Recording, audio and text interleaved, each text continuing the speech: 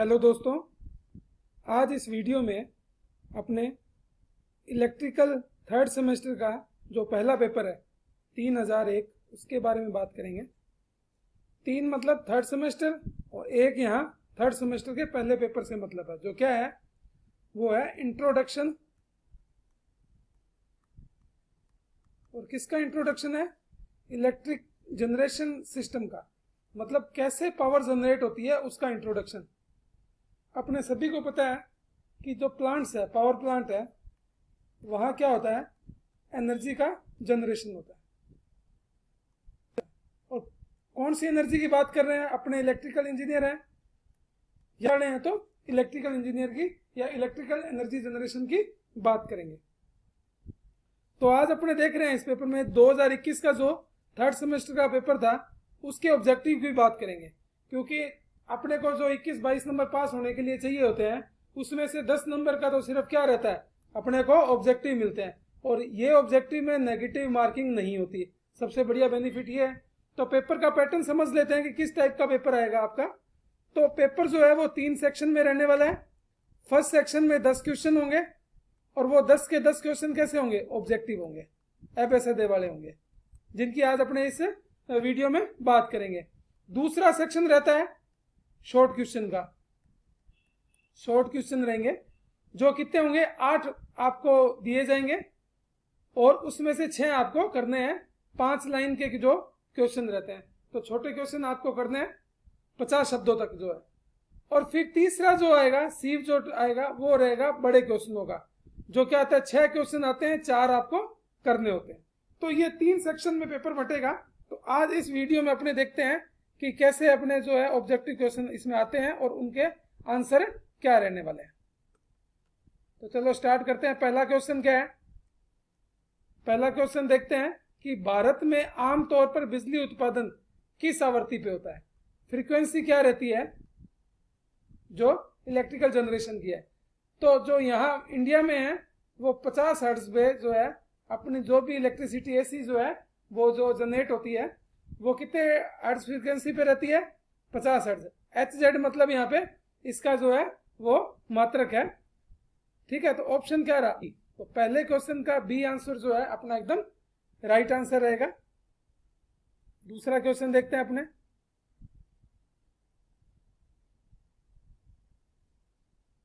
दूसरा question, economiser क्या use होता, किस लिए यूज होता है? इकोनोमाइजर क्या करता है? इज यूज टू हीट, किसको हीट करेगा? जो मान लो ये बात आ गई किसकी? थर्मल पावर स्टेशन की। थोड़ा थोड़ा डिटेल में भी देख लेते हैं थर्मल पावर की, है ना, थर्मल पावर स्टेशन। अब ये किसको गर्म करेगा? तो थर्मल पावर स्टेशन का जो बेसिक सिनेरियो क्या रहता है कि सबसे पहले क्या करेंगे कि कोयला जलेगा। कोल की बात करें, इसको क्या करेंगे अपने? बर्न करेंगे, जलाएंगे। ये कोयला क्या करेगा? जो पानी होगा उसको क्या करेगा? गर्म करेगा। पानी गर्म होगा किस में बदलेगा? भाप में या स्टीम में बदलेगा। स्टीम किस पे जाएगी? टरबाइन पे जाएगी। टरबाइन क्या करेगी? रोटेट करेगी। और ये जो मैकेनिकल एनर्जी है रोटेट कर रही है, जो ये क्या डेवलप करेगी? मैकेनिकल या डेवलप करेगी। ये किसको मिलेगी? जो है वहां पे अल्टरनेटर जो लगा हुआ है ना, इसको मैकेनिकल एनर्जी मिली। तो अल्टरनेटर क्या करता है? इनपुट में क्या लेगा? मैकेनिकल एनर्जी, और आउटपुट में क्या दे देता है अपने को? Electrical energy. इलेक्ट्रिकल एनर्जी, और यही अपने को चाहिए इलेक्ट्रिक जनरेट के लिए। तो अब ये कह रहा है कि इकोनोमाइजर है वो किसको हीट कर रहा है? तो अपने को हीट किसको करना पड़ता है? पानी को। तो पानी को हीट करेंगे तभी वो स्टीम में बदलेगा। तो यहां देखो कहीं लिखा हुआ है फीड, ये रहा ऑप्शन क्या है? बी एकदम सही है कि इकोनोमाइजर जो है फीड वाटर को क्या करता है? गर्म करता है। और इससे क्या होता है? प्लांट की एफिशिएंसी भी बढ़ती है। प्लांट की दक्षता या एफिशिएंसी भी बढ़ती है। ये भी क्वेश्चन ऑब्जेक्टिव आ सकता है। प्लांट की एफिशिएंसी को बढ़ाने के लिए क्या करेंगे, किसका यूज करते हैं? तो ज्यादातर जो है सबसे इंपॉर्टेंट जो यूज, और भी कई यूज है लेकिन सबसे इंपॉर्टेंट यूज किसका है? इकोनोमाइजर का। तीसरा क्वेश्चन देखते हैं अपने कि the modern steam turbine or, आधुनिक भाप टरबाइन कौन सी है?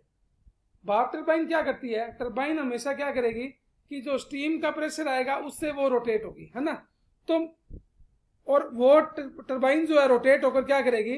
अल्टरनेटर को जो इनपुट देगी और अल्टरनेटर इलेक्ट्रिकल एनर्जी बनाएगा। तो मैं चाहता हूं कि मेरी जो भी मैकेनिकल पावर है वो ज़्यादा से ज़्यादा डेवलप हो एफिशिएंसी को बढ़ाने के लिए। तो मेरे को टरबाइन भी आजकल वैसी चाहिए जो क्या है जो काइनेटिक एनर्जी के साथ साथ जो मेरे को काइनेटिक एनर्जी तो दे ही दे, क्योंकि काइनेटिक एनर्जी क्या है, टरबाइन पहले क्या थी जो एकदम स्टेशनरी थी और उसके बाद वो क्या हुआ, रोटेशनरी मोशन में आई, वो तो चाहिए ही है। और उसके साथ मेरे को क्या चाहिए, प्रेशर एनर्जी भी चाहिए, क्योंकि काइनेटिक एनर्जी तो अपने को मिलेगी, ठीक है। काइनेटिक एनर्जी के साथ में क्या करेंगे, यहाँ पे प्रेशर एनर्जी का यूज करें। ऐसी टरबाइन मेरे को चाहिए। ऐसी टरबाइन कौन सी है, इंपल्स रिएक्शन टरबाइन जो है वो अपने को आधुनिक टरबाइन के रूप में यूज करते हैं। क्यों यूज करते हैं, क्योंकि ये काइनेटिक एनर्जी और प्रेशर एनर्जी दोनों को जो है इसमें यूज होता है, ठीक है। अगला क्वेश्चन देखते हैं अपने।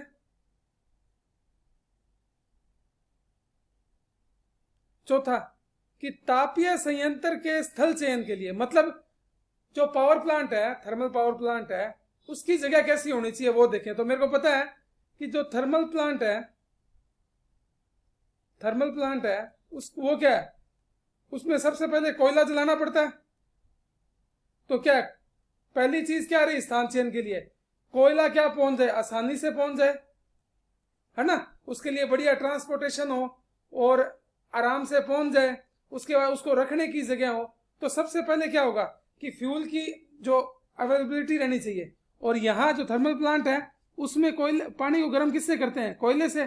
तो सबसे पहला तो ये भी सही है कि अवेलेबिलिटी ऑफ कोल रहनी चाहिए, फ्यूल की मात्रा जो है वो रहनी चाहिए। दूसरा क्या है, अवेलेबिलिटी ऑफ वाटर। अब देखते हैं कोयला को गर्म करेगा, गर्म किसको करेगा, पानी को, तो मेरे को पानी भी पूरा चाहिए।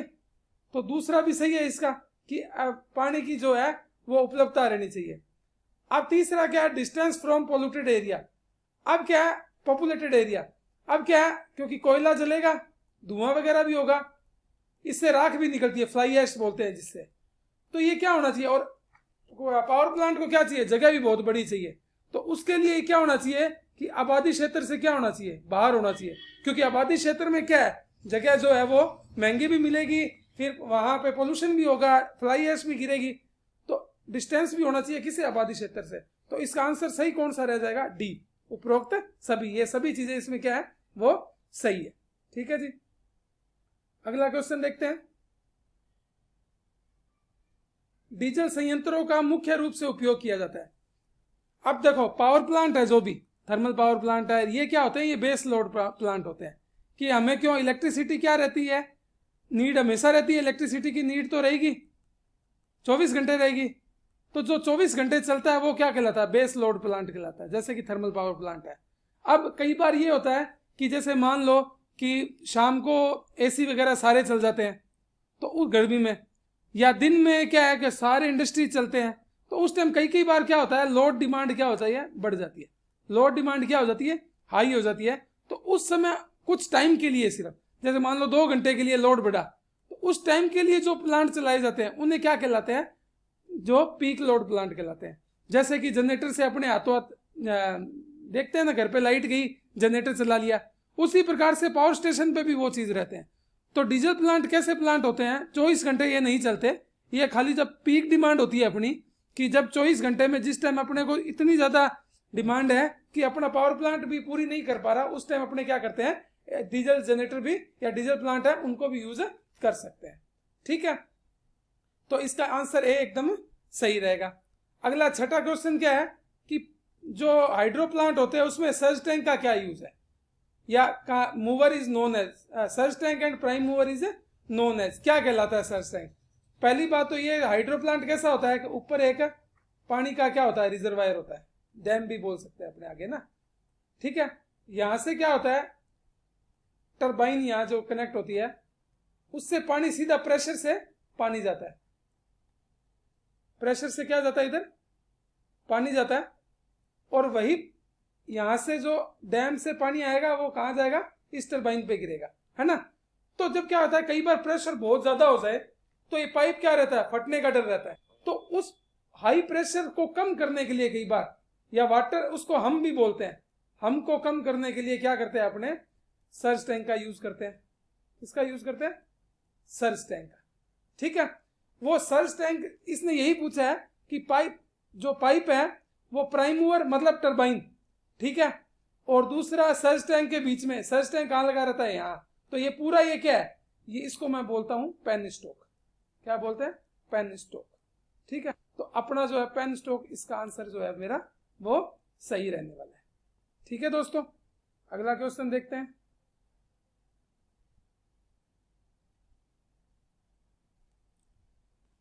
अब आ गया कि विच प्लांट जो है आधार शक्ति संयंत्र के लिए कौन सा संयंत्र शीर्ष भार का जो है वो पूरा करता है, कि कौन सा जो प्लांट है वो अपने को जो है पीक लोड के लिए रहता है। तो पीक लोड मतलब वही आपको भी बताया था मैंने कि पीक लोड वो लोड हुआ जब अपने को 24 घंटे जरूरत नहीं होती, किसी स्पेसिफिक टाइम के लिए जरूरत होती है, तो उसमें अपने क्या चलाते हैं, पंप स्टोरेज पावर प्लांट का यूज करते हैं।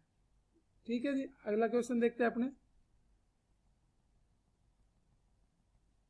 अगला क्वेश्चन क्या दिया है, safety valve for a dam to discharge major flood, कि पानी जब, जैसे मैंने कहा कि डैम रहता है यहाँ पे और यहाँ टरबाइन रहती है, टरबाइन से ही जुड़ा क्या रहता है मेरा, अल्टरनेटर रहता है। ठीक है, तो यहां से जो पानी है प्रेशर से किस पे जाता है, टरबाइन पे जाता है। अब कई बार क्या रहता है, यहां पानी का प्रेशर बढ़ जाए, कब, कि जब कोई बाढ़ आ जाए या बरसात ज्यादा हो जाए तो एक्स्ट्रा पानी आ जाए, तो अगर एक्स्ट्रा पानी यहां रहेगा तो ये डैम टूट जाएगा, तो इससे क्या होगा, नुकसान हो जाएगा। उस कारण क्या करते हैं, एक्स्ट्रा पानी को बाहर स्पिलवे के द्वारा अपने निकाल देते हैं, उसको क्या बोलते हैं, स्पिलवे। ठीक है, उसके थ्रू क्या अपने उसको बाहर निकाल देते हैं। तो बाढ़ सेफ्टी वाल्व क्या, कौन सा कहलाता है डैम के लिए, उसको बोलते हैं अपने स्पिलवे। ठीक है, ये क्या करता है, एक्स्ट्रा पानी को, या प्रेशर ज्यादा हो जाए पानी का बाढ़ की स्थिति में, बरसात की स्थिति में, तो उसको बाहर निकाल देता है। अगला क्वेश्चन, डिमांड फैक्टर क्या होता है। डिमांड फैक्टर क्या रहता है, फॉर्मूला होता है इसका एक, डिमांड फैक्टर का क्या रहता है, मैक्सिमम डिमांड अपॉन में कनेक्टेड लोड बटे में कनेक्टेड लोड, ये इसका फॉर्मूला है। ठीक है, मैक्सिमम डिमांड कितनी है और कनेक्टेड लोड कितना है। मैक्सिमम डिमांड 24 घंटे नहीं रहती हमेशा। मैक्सिमम, आज मान लो अपने घर में भी देखते हैं कि मैं सुबह 10 बजे तो क्या कहता हूँ, पंखे में बैठा होता हूँ, दोपहर में क्या है, कूलर वगैरह भी चल जाते हैं, रात को एसी भी चल जाता है। तो रात में क्या है, लाइट भी होगी, एसी भी होगी, कूलर भी जिसको चलाना है वो भी चलेगा। सुबह क्या रहता है, लाइटें बंद रहती है। तो इस हिसाब से 24 घंटे में जो लाइट की डिमांड कम ज्यादा होती रहती है। तो मैक्सिमम डिमांड तो वो हुई कि सबसे, मान लो मैंने रात को फैन भी चला लिया, शाम का टाइम मान लो लाइट भी चला ली, एसी भी चला ली, जितने भी उपकरण थे सब चला लिए, वो तो होगी उस टाइम की मैक्सिमम डिमांड। और कनेक्टेड लोड जो अपने हमेशा सप्लाई आती रहती है, तो कनेक्टेड लोड और मैक्सिमम डिमांड अपॉन में कनेक्टेड लोड का जो अनुपात होता है वो क्या कहलाता है, डिमांड फैक्टर कहलाता है। और ये हमेशा हमेशा एक से क्या रहता है, कम रहता है। बहुत इंपॉर्टेंट क्वेश्चन है, इस बारी हो सकता है उसके मान पूछ लिया कितना होता है, अगली बारी हो सकता है उसका फॉर्मूला पूछ ले। तो ये क्वेश्चन बहुत ही अच्छा क्वेश्चन बना है। अगला क्वेश्चन क्या कह रहा है कि value of diversity factor. Diversity factor क्या होता है, डाइवर्सिटी फैक्टर का अगर अपने फॉर्मूला देखें तो वो क्या रहेगा, वो अपने देखते हैं यहां।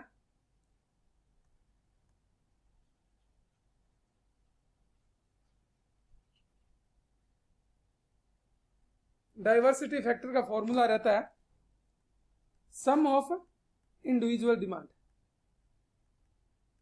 सम ऑफ इंडिविजुअल की अलग अलग डिमांड जो है इंडिविजुअल वो कितनी है, और बटे में आ जाता है मैक्सिमम डिमांड। अब इसका मतलब ये हुआ सम ऑफ इंडिविजुअल मतलब एसी की डिमांड कितनी रही है, ठीक है, उसके बाद फैन वगैरह है उनकी डिमांड कितनी रही है, इन सब का जोड़, मतलब अलग अलग जो भी डिमांड हो रही है अपने से लोड की उनका जोड़, और बटे में जो किसी टाइम मैक्सिमम डिमांड हुई है वो। और ये हमेशा क्या रहता है, एक से ज्यादा रहता है। ये भी बहुत इंपॉर्टेंट क्वेश्चन है कि डाइवर्सिटी फैक्टर हमेशा एक से ज्यादा रहेगा और डिमांड फैक्टर हमेशा एक से कम रहेगा। तो इस टाइप के जो है ऑब्जेक्टिव क्वेश्चन आते हैं, तो इस हिसाब से अपने इनको सरल करेंगे। तो 10 क्वेश्चन है, तो आधा जो पास है वो ये सिर्फ ऑब्जेक्टिव ही करवा देते हैं। ठीक है जी। अब अगले वीडियो क्वेश्चन कैसे आते हैं पहले पेपर का, इसी हिसाब से अपने स्टेप बाय स्टेप जो आगे पढ़ते चले जाएंगे। थैंक यू दोस्तों।